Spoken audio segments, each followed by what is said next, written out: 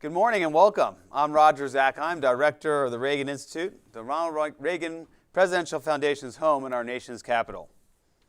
Our speakers today are here with me at the Reagan Institute building in Washington, D.C.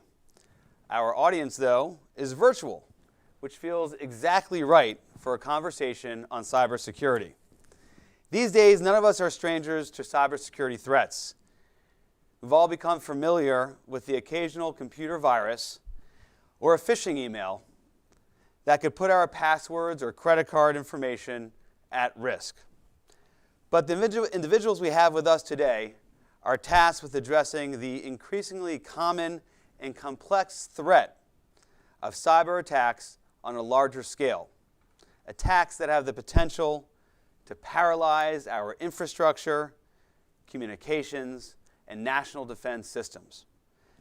President Reagan believed that the American spirit of innovation and competition were crucial to tackling our toughest challenges. Today, we know that deterring and responding to these threats will take partnership between our government and private sector leaders. That's why we're so glad to welcome to the Reagan Institute Chris Inglis, Dave Levy, and Michael Allen. Chris Inglis is the first ever person to hold the office of National Cyber Director.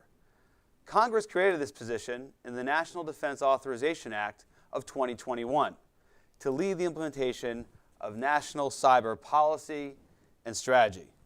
Chris is an Air Force veteran who spent his career at the National Security Agency, including more than a decade as its deputy director.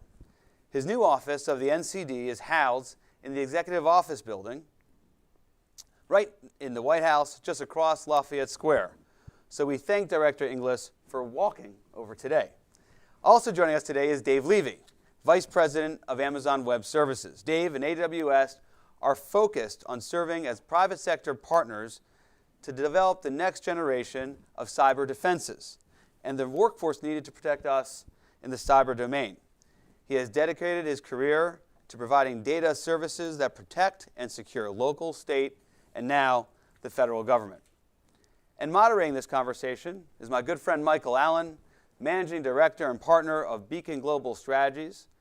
Michael has spent his career in the national security arena, working in the White House and on Capitol Hill, including as Staff Director of the House Permanent Select Committee on Intelligence. So as you may have noticed, we have a government official, an industry innovator, and a national security strategist on stage with us today.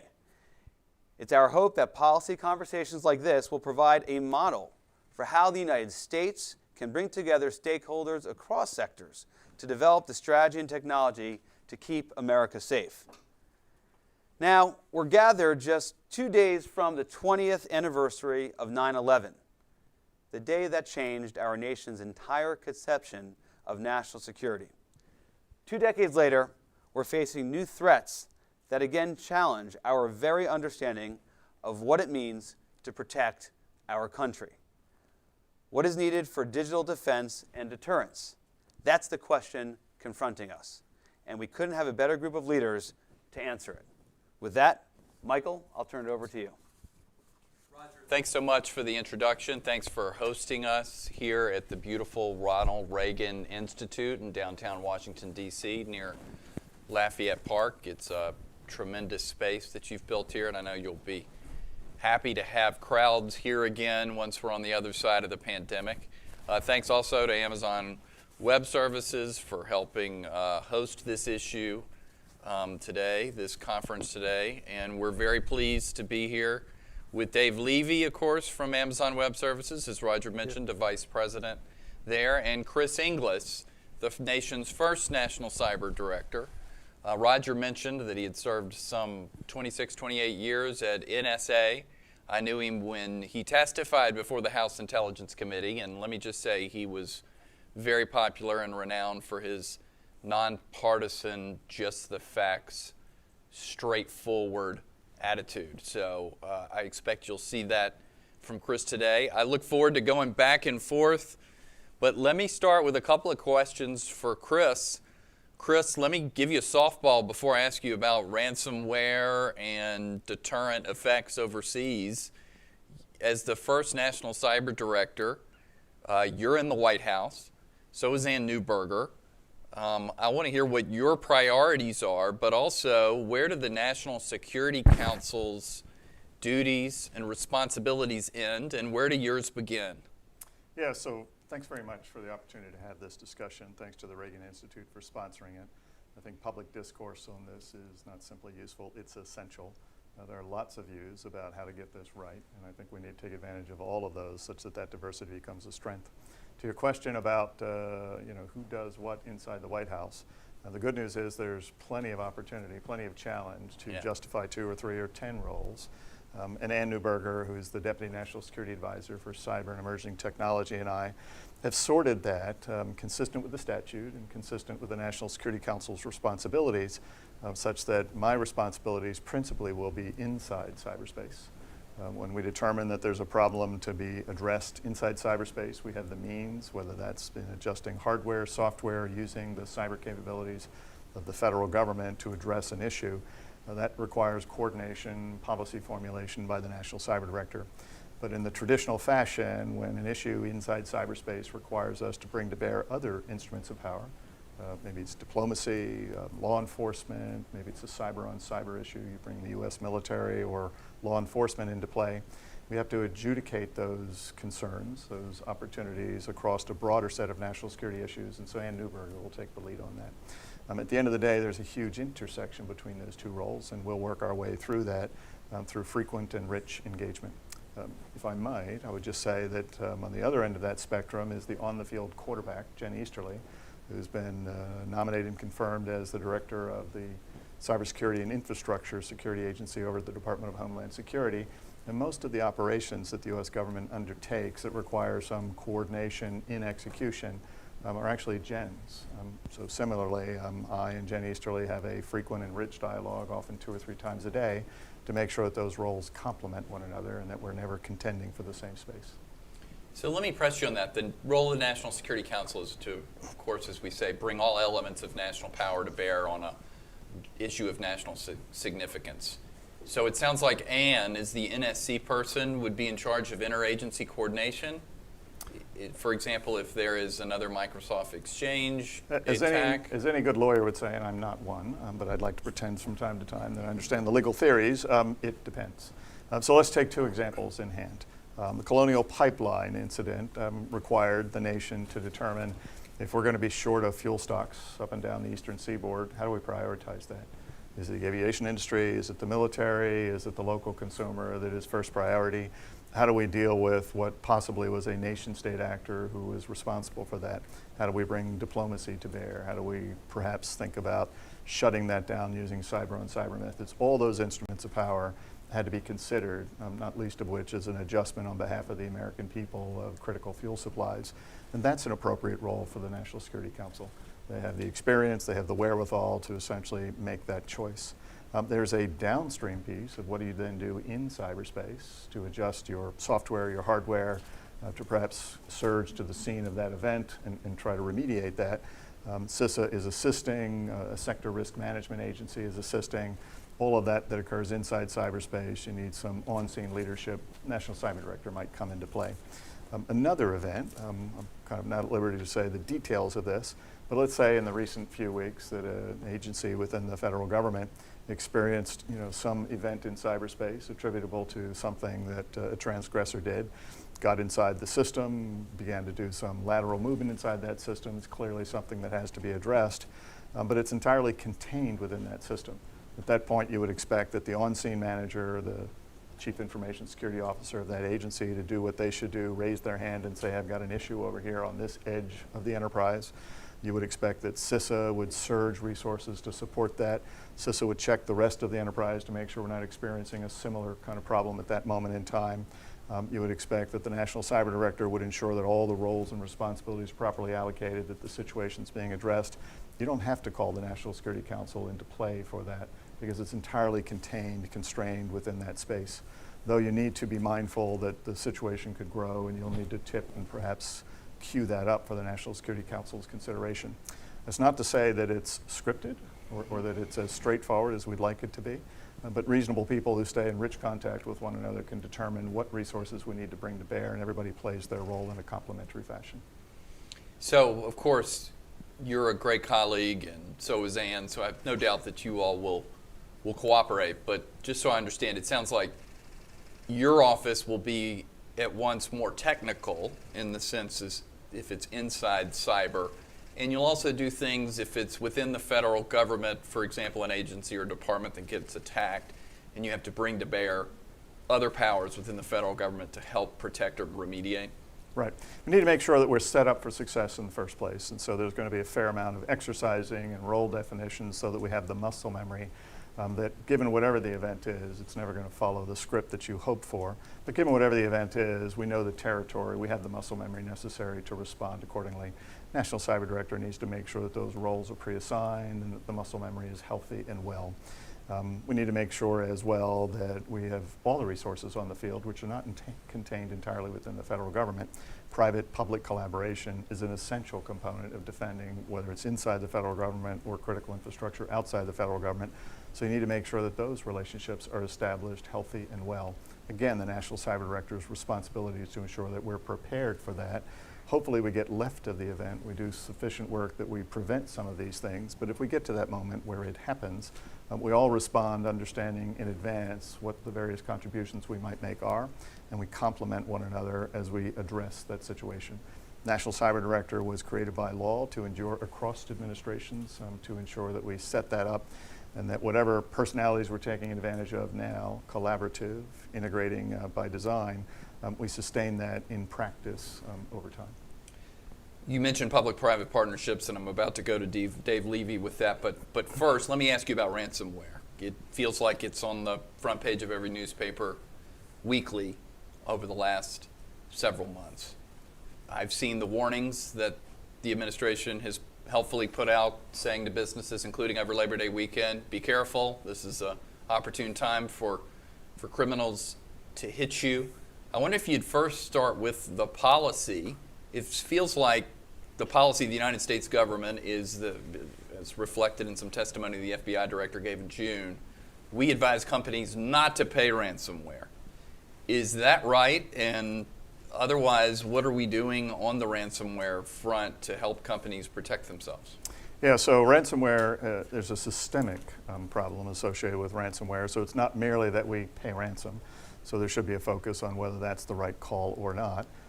It's not merely that entities that are harbored by nation states that are kind of simply giving them permissive responsibilities. It's not simply that they do that. It's that the system would say that we're not well protected against someone who would prosecute ransomware.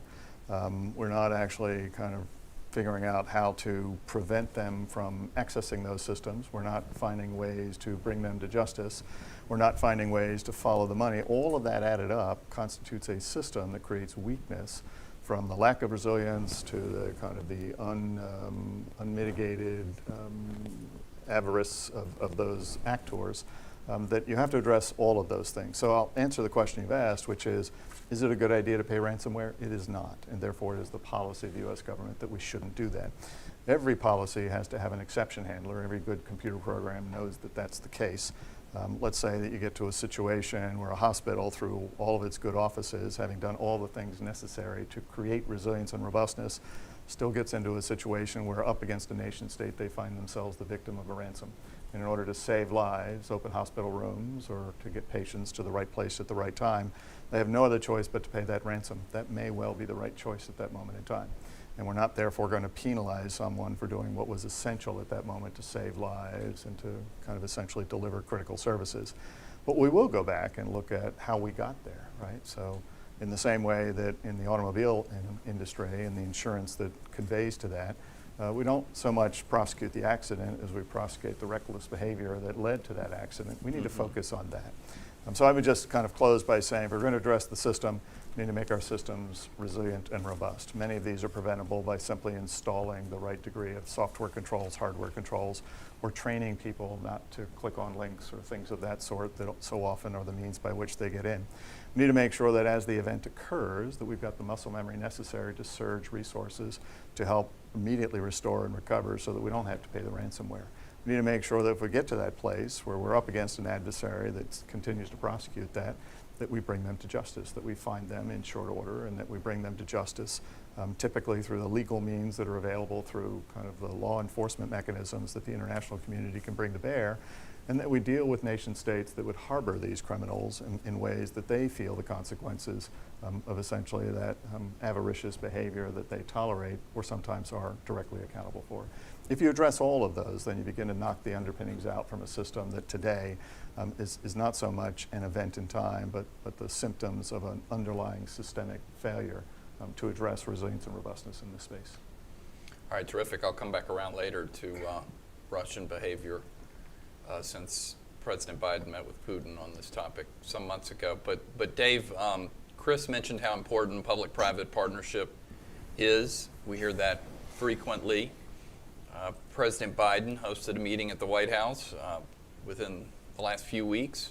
I know Andy Jassy, the CEO of Amazon, was there. That's right. Many companies came bearing gifts, so to speak, and said what they thought as it pertained to public-private partnership. I wonder if you'd give your view. Sure. I know you're at the intersection and you're passionate about the intersection of technology and organizational change. I wonder if you could give us the Amazon view of how to better protect the federal government and how to improve their cyber readiness. Yeah. Well, I build on a lot of things that Chris said. I think, first of all, I'd say we're committed as an industry partner from the top down. I mean, right now there are thousands of people across our company, and I know many others that are partners of the federal government that are committed to working on, tools, processes, secure infrastructure, and information exchange and collaboration with the federal government and its partners. So we're committed from the very top, and we have a saying inside of Amazon that speed matters, almost disproportionately so. And I think one of the things that we can think about is the speed at which we collaborate with the federal government. Industry really, we have a seat at the table now, but I think there's more that could be done. Include industry more, include big cloud providers more, such as AWS. And I think that connection and that collaboration will increase the speed with which we access all these things that Chris was describing, because you need all of those things. You need a whole of government and a whole of industry approach, I think, to really get at the problem. The problem is persistent and it's not going anywhere. And I think we all see that it's going to take this sustained effort, and the collaboration piece is going to be really important. And we support all of the efforts of CISA. We think there's opportunities to do more things, such as working groups, and even create a team of industry and government to really work together in perpetuity on this challenge. And it's not just about tools and technology. I think that's important, and I think there's some work to be done inside the federal government around some of the systems and the architecture, and there's going to be a need for money, in that case. I think there's a need for funding to do that.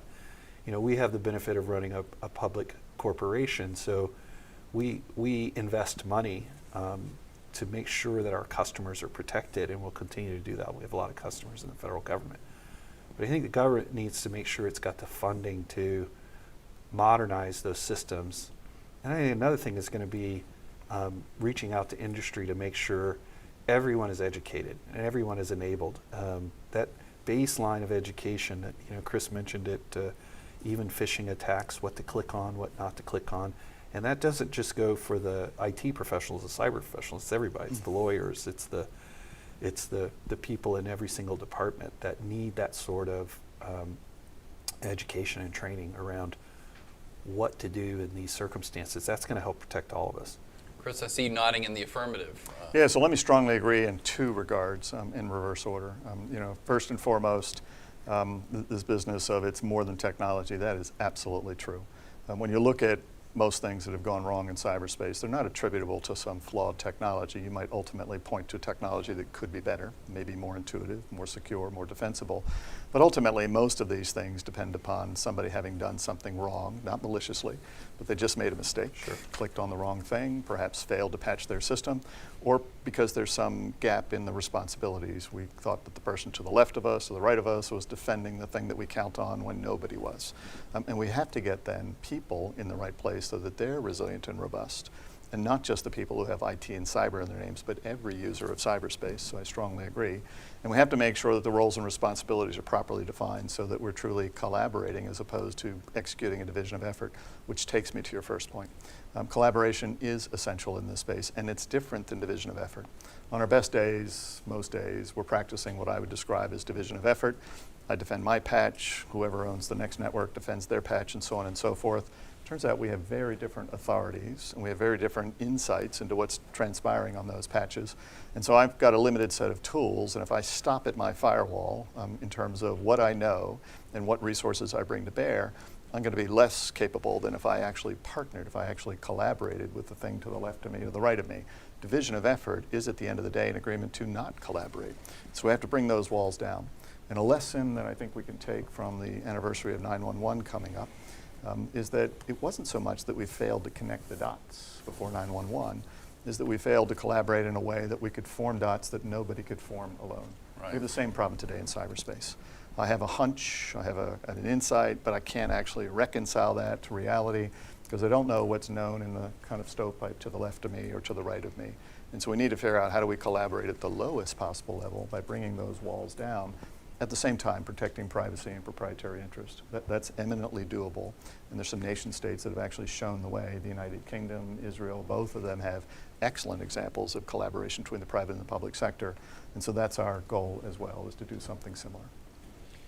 I wonder if you might talk a bit about the executive order that President Biden signed some months ago. It was a very muscular, meaty document, lots of deliverables, lots of things that had been asked of the agencies and departments. Could you comment a little bit about what the overarching goals of the executive order are? And Dave, I'd love to hear from you. I know Amazon and Amazon Web Services have studied it and are also very interested in its implementation. Yeah, so first, I wasn't here at the time, and I have to therefore give huge credit to the administration, the leadership that was in place at the time, and their private sector collaborators that informed what would make a difference. And to say that it's a down payment, it's not the entire solution, but there was a recognition that broadly across the technical, the digital infrastructure that we depend upon, that we were uneven in the installation of hardware, software, or practices that would make it defensible. We were uneven in terms of how we then defended that, the human activity on top of that, of how you actually discern threats in that space and actually address those, and uneven in terms of who was the accountable party. And so the executive order essentially tries to take all three of those on, right? Some declaration across the federal enterprise of what's required in terms of the foundational due diligence in hardware and software. Is multi-factor authentication something that we do as a matter of course or not, right? We've decided that it's one of those best practices that should not be optional. It's like seat belts in a car, like safety airbags in a car.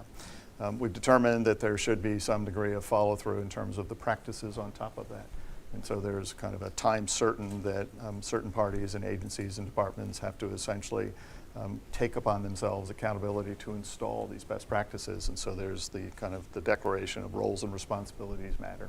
Agency heads, department heads are the accountable parties.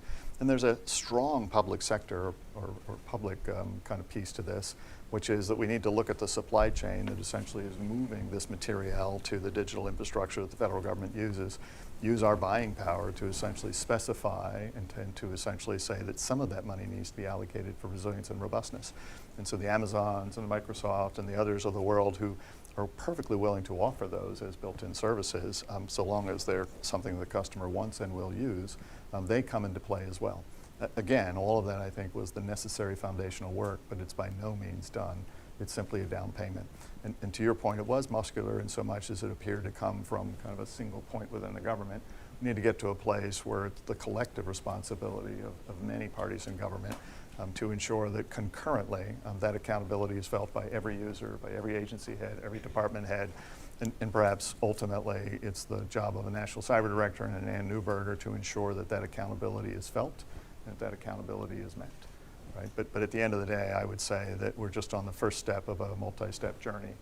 And at the end of the day, if we have resilience and robustness and we then properly defend those networks, we can hold our own in a still dangerous world.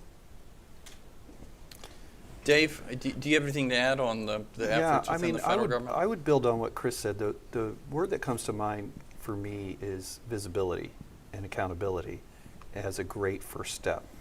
Because what I hope it will do is it's going to create for agencies visibility into some of these things that Chris just described, such as hardware and software and packaged software, and where do you have multi-factor authentication and where don't you? What tools do you have or don't have?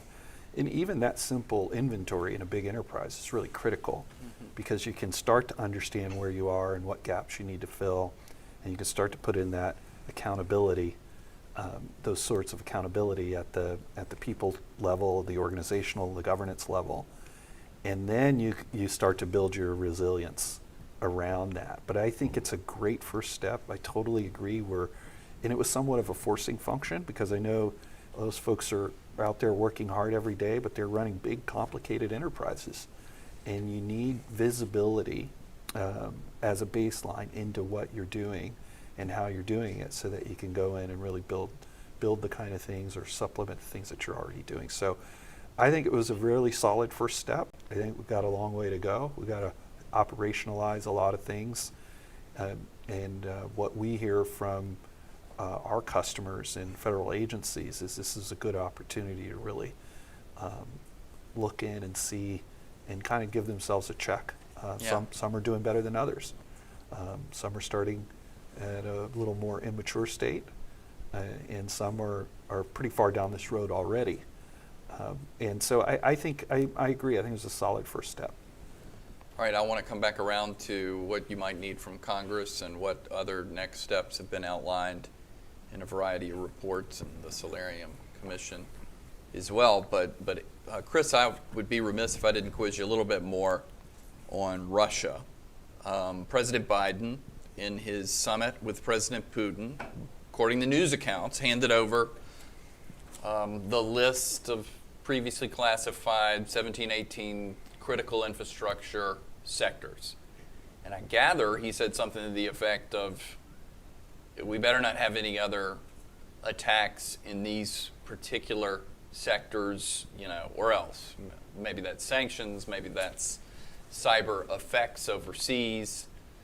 I know these are sensitive conversations, and I've worked down there, so I get you're limited in what you can say, but I wonder, I saw an article that said the Russians have laid off some of these areas. Is that true? Have you noticed any change of behavior, or is the operating thesis we read here on the outside that Eastern Europe and Russia are essentially a permissive environment for criminal organizations, and that they continue to run ransomware and other cyber attacks, unchecked? So two good questions in there. First, President Biden was clear with Vladimir Putin that we, the United States, will hold Russia accountable, not simply for what the government does directly, but for a permissive attitude that allows actors within their spaces to hold this nation at risk and its critical infrastructure at risk. Crystal clear about that. How do you do that is then the question of the moment. You have to make sure that we first are able to discern who's doing what in that space. There's got to be some kind of strong intelligence, but that comes from both public and private sources. And hopefully like-minded nations can assist in that regard. Maybe even Vladimir Putin can help in that regard. You then need to align actions to consequences. So if there are bad actors, we need to bring them to justice in whatever ways are appropriate, using all the legal means before us. What the president is asking Vladimir Putin to do is to assist in that, to essentially clean up the mess on his aisle 9. Remains to be seen whether they will. To the point of whether the president handed over some kind of notion of various classified material of don't attack these systems, I think If you look back as far as 1999, when you say don't attack critical infrastructure or do protect critical infrastructure, the term critical infrastructure has in the United States been defined as 16 sectors. Right? Those 16 sectors are the transportation sector, the finance sector, the energy sector, and so on and so forth. And so I think that should be the interpretation of don't attack critical infrastructure. And if you want to know what the American definition of that is, it's a matter of public record. We've defined it in 16 different ways. But we don't see those as distinct and separate from one another. And inside of that, there are innumerable kind of instantiations. But we've defined it as, kind of one of 16 different variants. With respect to whether there's still a permissive atmosphere in the places that essentially have been largely responsible for the ransomware attacks we've seen in the last year or two, and whether there's been a material change in what the future of that may hold, I think it's too soon to tell. We have, as you have observed in the public domain, seen that those attacks have fallen off. We've seen that those kind of syndicates have to some degree deconstructed. But I think it's a fair bet that they have self-deconstructed. They've essentially gone kind of cold and quiet to see whether the storm will blow over and whether they can then come back. And what I think will make the difference is whether Vladimir Putin and others who have the ability to enforce the law, international law as we know it and see it, will ensure that they don't come back, right? That we take whatever measures are necessary to prevent the recurrence of the permissive attitude that took place there. But I think it's too soon to say that we're out of the woods on this. So you understand the skepticism better than anybody that Russia gets leverage over the United States and the international community through its mischief. And I hear policymakers time and time again say until the United States gets more serious about causing effects overseas, we are not going to have cyber deterrence because just indicting someone that will never come to trial is insufficient. And to date, we haven't done a lot in the way of sanctions. I've read through the years, especially around election time, that we have been Cyber Command, where you served out there at NSA and are very familiar with Cyber Command, did lean forward on some of our overseas activities. So I wonder if you might just address generally, to the degree that you can, is this an element of cyber deterrence that President Biden can move out on, or are we looking for other elements to pursue? Yeah, so I will answer the question, but in a way that covers the general kind of situation. So whether it's the election of 2018 or 2020, whether it's ransomware, you're not going to simply shoot your way out of it. You're not going to simply try to find a cyber bullet and shoot kind of down the other side that perhaps is aiming their cyber gun at you. There's a role for that where you impose a consequence on a bad actor who is otherwise undeterred, unswayed, and continue to come at you. But you broadly need to do several things in order to address the system. First, you need to make yourself a sufficiently harder target that some of the kind of cretins who would come after you simply don't bother, or they fail in the attempt. We've not done due diligence broadly to make ourselves resilient and robust in technology, in the training awareness of people, or in the definition of roles and responsibilities. We have to get that right. Second, what you have when you've done all of that work is a defensible system, but not a secure system. There's no such thing as a system that is perfectly secure or will defend itself using kind of only the mechanisms that exist inside of it. So you have to actually defend the system.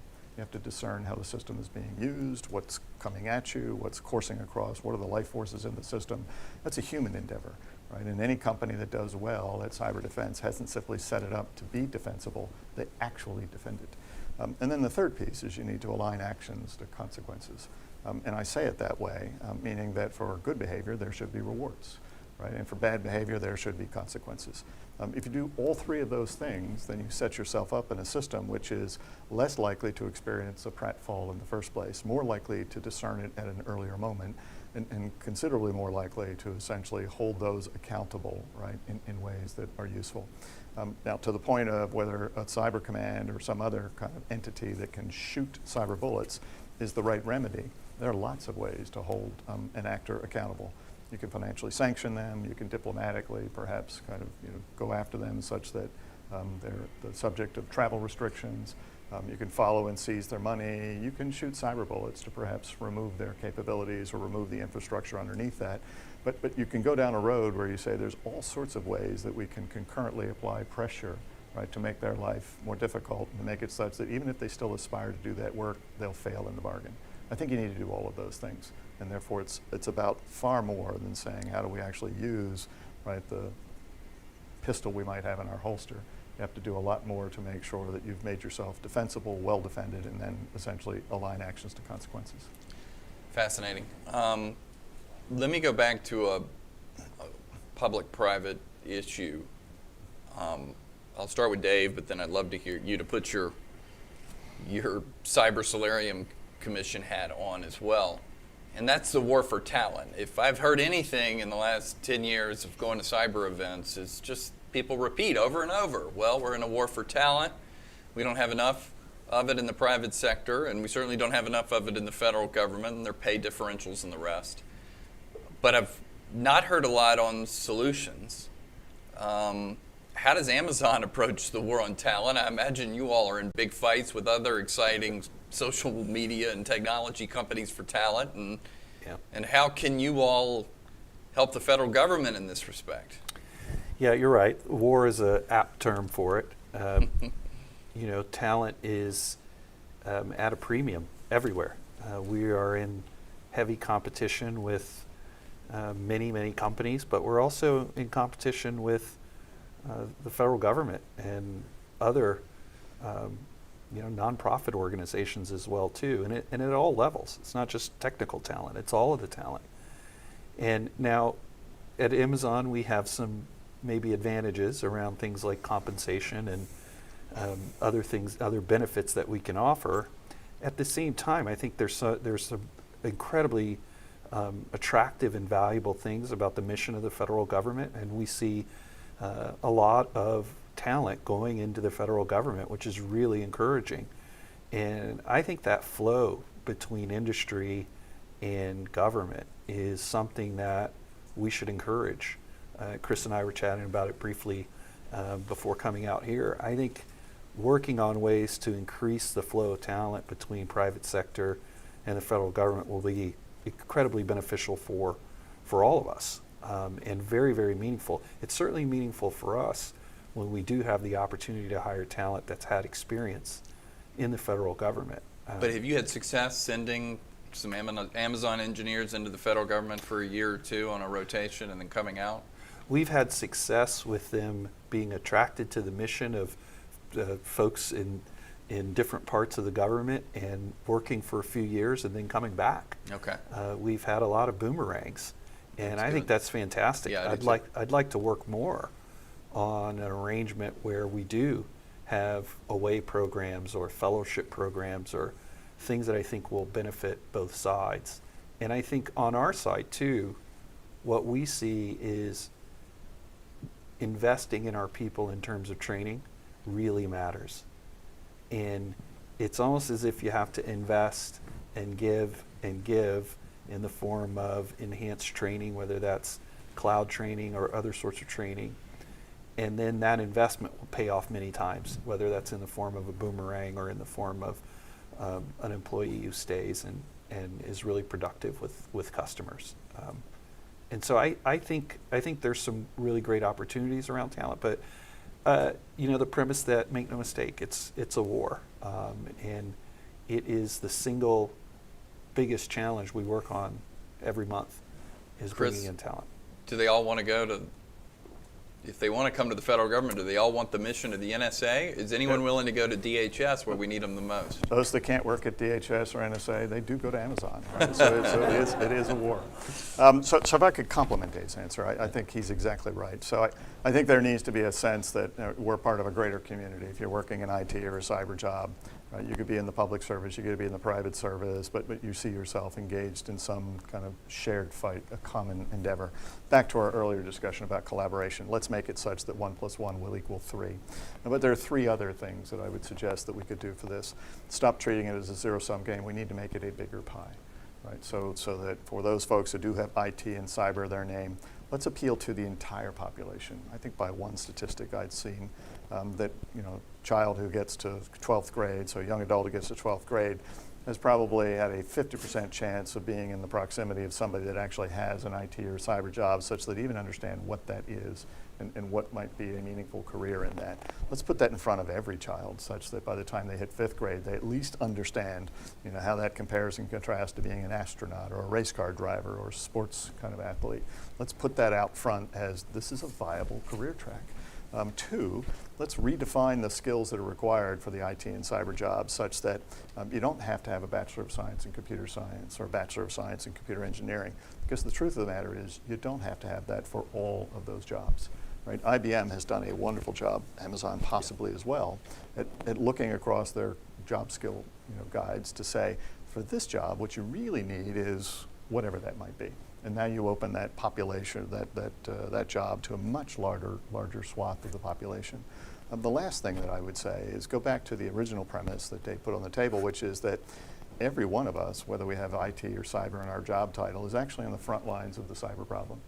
Every one of us can be the weak link or the strongest link, and we need to make sure that we've given every one of us the skills necessary to cross the digital street.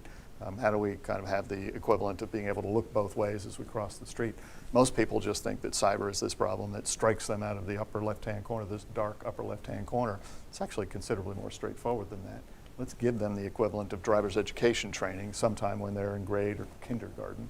I used to teach at the U.S. Naval Academy, and the Naval Academy gives every midshipman a course in cyber in their first year.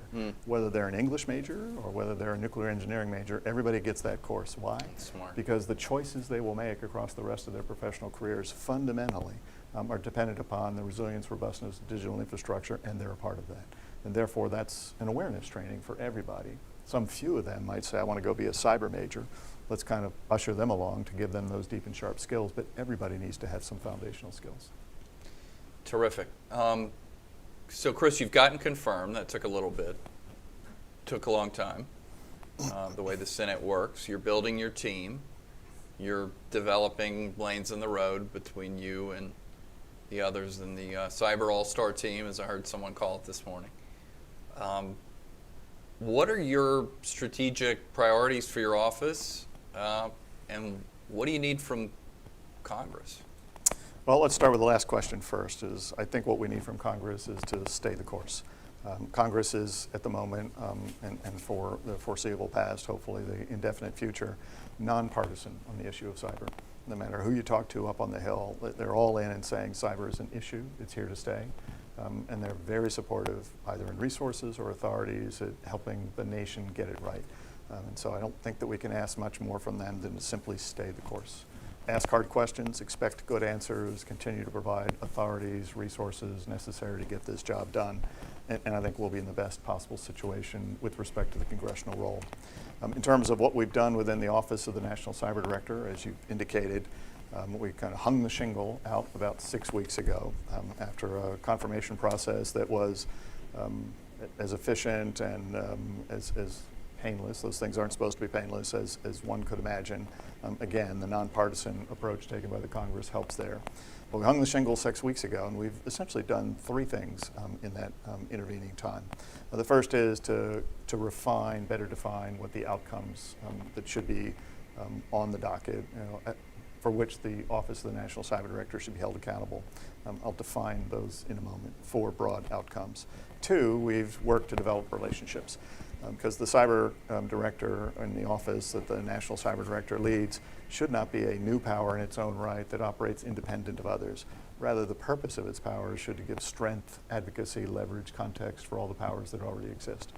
So to champion the efforts of a CISA over at the Department of Homeland Security, to champion and strengthen the sector risk management agencies, to champion the creation of public-private relationships such that sum of the parts is far greater than the arithmetic sum. Such that we're creating a proposition that if you're an adversary in this space, you need to beat all of us to beat one of us. It's not the National Cyber Director that will put on the kind of the shield and kind of go forth with the sword and do battle with adversaries. It's the team that will do that. So the National Cyber Director needs to focus on how do we make that team stronger, better, healthier.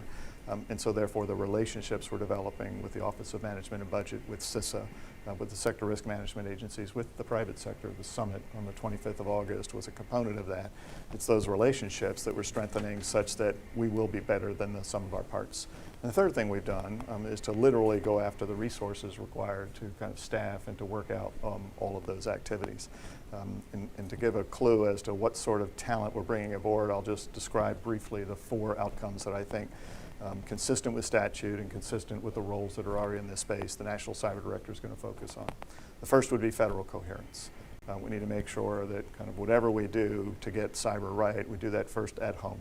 And so the executive order having kind of been a down payment on how do we get the digital infrastructure in the right place, what's the software, the hardware, what are the expected kind of features of that, we need to follow through on that, make sure that the federal infrastructure is defensible. Still in that same first box, federal coherence, we need to make sure that the CISOs, who literally on the front lines of that, operate increasingly with unity of effort, unity of purpose, such that if one of them has a problem, that all of them can possibly lend some assistance, or CISA can marshal and coordinate assistance for them. Probably require some degree of shared services to make that a reality, but let's get that right. Still in that first box, federal coherence, there are sector risk management agencies like NSA, like the Department of Energy, like CISA, who essentially provide direct and special support to critical infrastructure providers out in the private sector. We need to make it such that they're part of a single but diverse team, so that when the private sector looks back at the government, they don't need a PhD in government to understand how to deal with government and how to get the full benefit of what government knows. And similarly, that the government knows what the government knows because it has an ability to synthesize all of that and essentially come up with a bigger, better picture. All of that's in that first box, federal coherence. Second box is to focus on private-public collaboration. We've spoken about that earlier in this discussion, but that's different than division of effort. It's certainly different than deconfliction. Respecting kind of the prerogatives of the private sector, respecting proprietary and private information. We need to figure out ways to lower the barriers such that we can act in a fashion that an adversary needs to beat all of us to beat one of us. Third, we have a budget responsibility declared by statute. And so the National Cyber Director needs to figure out where the cyber dollars are in the federal enterprise, to what purpose have they been allocated, are we in fact getting what we intended from that? Let's make sure that we account for aspirations and reality. We may on occasion say that we need more dollars in this corner, but more often than not, we're probably going to talk about how perhaps we lost our way along the way in terms of the expenditure of those dollars. We need to get that right so that we're good stewards of the public's money. And the confidence given to us by Congress. The fourth, and not independent of the first 3, but the fourth outcome is to worry not just about present resilience, all of those things I described you could tactically do in the next couple of days if you had bullhorn, your megaphone was big enough. Let's worry about that resilience downstream in a year or 2 or 3. There are technology initiatives that we need to kind of undertake to get ready for kind of the things that are coming at us, whether that's quantum computing, which will undermine the utility of the encryption schemes we bring to bear, whether it's the increasing presence of artificial intelligence on the part of the adversary's use. All of those things portend a resilience problem that we're going to have to actually take on in the future, and we need to get ready for that by essentially looking 3 to 5 years out. We need to do something similar for our people to make sure that they're aware, that they're trained, that they're educated to fill the jobs that we talked about earlier. And we need to make sure that the roles and responsibilities get better day by day, so that we're actually applying collaborative skills as opposed to division of effort skills to this. So if you add up those 4 kind of outcomes that the NCD is responsible for, put a couple of exercises in the box where we can actually create some muscle memory, we've got a pretty full plate. And we will probably staff out. The kind of legislation called for a floor of about 75 people. Turns out when you look at all of those functions and what's required to do those various things, you get to about 75 people. And so I expect that by this time next year, we'll have a full-featured kind of set of folks who are helping us get those things done, working collaboratively with the other players in this space, both in the private and the public sector. Big goals. That's awesome. Dave, let me ask you a question here. This comes from the audience, a professor at SUNY. This gets to a topic we've talked about today. What are the top 3 non-technological skills that higher education should cultivate in our IT and cyber students in order to make them more valuable cybersecurity professionals? Sure.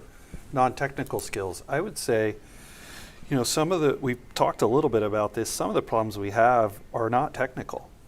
They are human problems, there are education problems, and all throughout an organization, you really should cultivate skills around critical thinking. I think that's one of the most important ones you can have, because critical thinking skills can support a lot of the other decisions and actions you make. Analytical skills, I think, are also critical to the extent that you can do that. And then I think lastly, I would say just having an understanding, that awareness skill. Chris mentioned it. We all have to be aware of what the baseline efforts of these cyber attacks and intrusions are.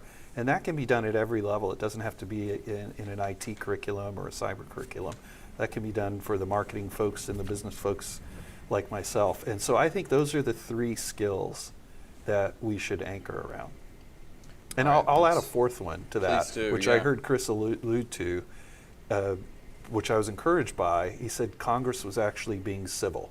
Civil meaning an ability to navigate disagreements and cooperate. So that civility, if you can cultivate. I didn't mean to say that they've never been civil.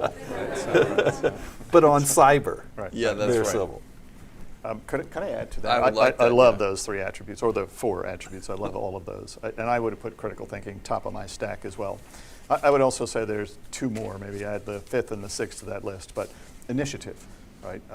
I think that, cyber is one of those information age kind of things that most times the managers don't even know what the right questions are, let alone the answers. And so the initiative needs to fall to the folks that are on the front lines of that problem to say, I think I understand what the larger goals are. That's what the leaders are supposed to establish. I now know what the right questions are because I have the proximity to this. And it's my initiative, it's my accountability to act like an owner, not merely an employee. That's a really important skill. And then finally, collaboration. Right, propensity to operate kind of in collaboration or integrated mode, as opposed to saying, I just want my tools, I want my kind of cockpit, I'm just going to go do this thing all by myself. That can't work. That never works in cyberspace. We'll be picked apart one at a time. All right, we've got about 8 more minutes left. Let me ask another question I got from the audience. Public-private collaboration in cybersecurity isn't new, but there are many new initiatives taking off. What does success look like for the next phase of public-private cybersecurity partnership? I think both of you. Let's start with Chris, but then also Dave. Sure. I think that we have tried it quite a few times in the past. Oftentimes, though, we have fooled ourselves by thinking that if we simply exchanged information, we're collaborating. Information does not collaborate. People do. Right? And you need, therefore, the professional intimacy of face-to-face contact. You can do that across networks, but it needs to be face-to-face. It needs to be on a first-name basis. It needs to be that we have a shared problem. We're not simply sharing information. We're sharing insights. We're sharing hunches. We're sharing shards of information so that we can co-discover and then hopefully co-mitigate the threats that are taking place in cyberspace. And so it's the environment, not the goal, that I think needs to change. I kind of champion what the Cybersecurity Infrastructure Security Agency, CISA, has done in the formation of something called the Joint Cyber Collaborative, JCTC is the acronym, announced about 3 weeks ago, which would, on a common floor plate, it can be done virtually eventually, but on a common floor plate, put people from the private sector and the public sector together so that they can co-discover threats in this space in ways that if neither one of them have a well-formed hunch or a well-formed dot, it's more than connecting the dots, it's finding a dot that none of them could find alone. That's different. I think, again, creating the mother of all databases is attractive, but that never results in collaboration of the sort that's required in this space. Right? You need to make sure that hunches are pursued by teams that feel like they have a shared bargain, a shared proposition. Can I press you there, though? Yep. Because then they say, people like me say, well, the official collaborator is CISA. What used to be known as the NCIC, the private-public partnership hub of information sharing. But it doesn't work very well, and I send things, and they don't react, and I don't get anything useful from them. What would you say to that? I would say that we need to take advantage of all of the collaborators, and so the sector risk management agencies are also an important part of the team that should be engaged in this collaboration. And so they often have a richer, more well-developed relationship with some component of the private sector. Take the Department of Energy. they speak the language of the energy sector. They know what waveforms are. They know what operational technology is as much or more as they know what information technology is. And therefore, that's the edge under which perhaps we should engage the energy sector and collaborate with them. But it should not be something that is separate and apart from what we're trying to do broadly across the whole enterprise. And so CISA should benefit from that, not for CISA's benefit, but because CISA ensures that they collect, synthesize, and disseminate for the benefit of all, right, what we've learned at any one of those edges. Now, I hesitate to say center and edge because that sometimes confers hierarchy. It's not meant to confer that.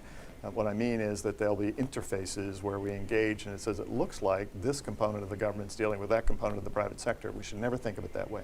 We should always think it's the government that's dealing with the private sector and that everyone who's a stakeholder in that proposition is going to benefit from that. That's where we need to go. Okay. Yeah, I would say it's about the culture that's created in those public-private partnerships.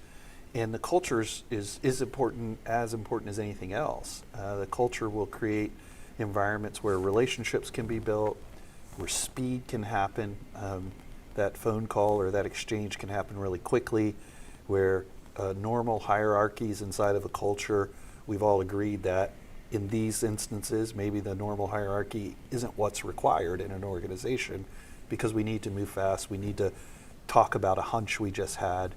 And I think there's some leaning in to do on the private sector side too, to sharing information about things that we're seeing. You know, we have the benefit of a global infrastructure, so we get to see the pathology, if you will, of a lot of these threats. And cyber attacks, we get to see it every second of every day. And some of it we can share and some of it we can't. Some of it we're busy defending. And but to the extent that we can create a public-private partnership or multiple that have the right culture associated with it that allows this relationship building and information sharing in a way that doesn't have a lot of friction, I think that's probably the most critical thing we can do. So I agree with Dave and would compliment him on being too generous by half. Right? He talks about what game the kind of private sector needs to bring to the table. The government needs to bring something to the table as well. More than its convening power, it needs to bring what it knows that's going on in this space with some degree of time certainty that it actually can make a difference. And so the U.S. intelligence community has the authority to operate over the horizon and understand something about the nature of threat or the threat actors.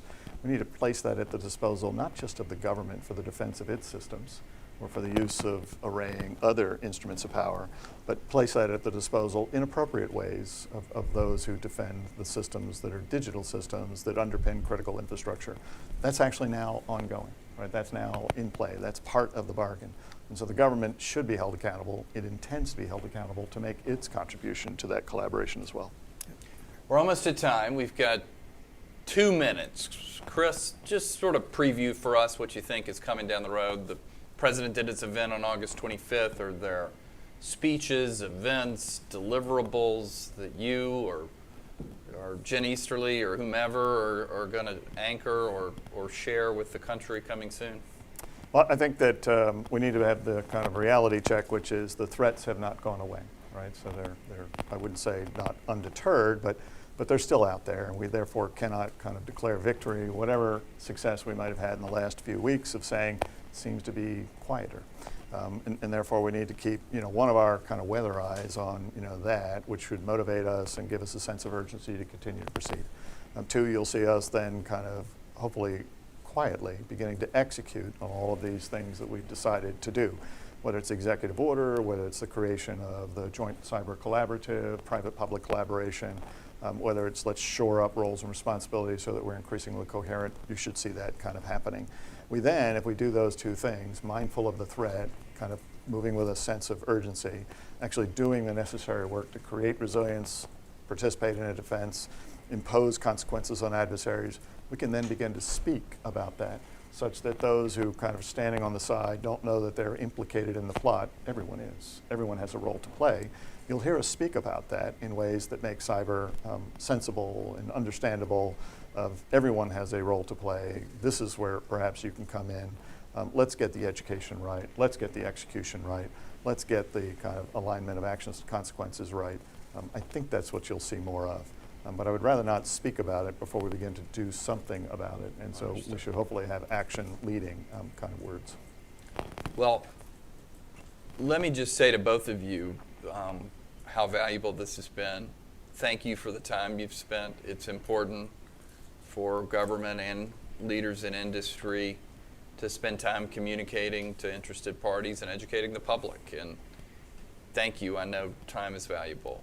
I want to also thank the Ronald Reagan Institute, Roger Zakheim, almost called you Ronald Zakheim. Thank you so much for hosting us here today. Thanks to Amazon, and I think we'll adjourn. Thank you. Thank you, Michael. Yeah.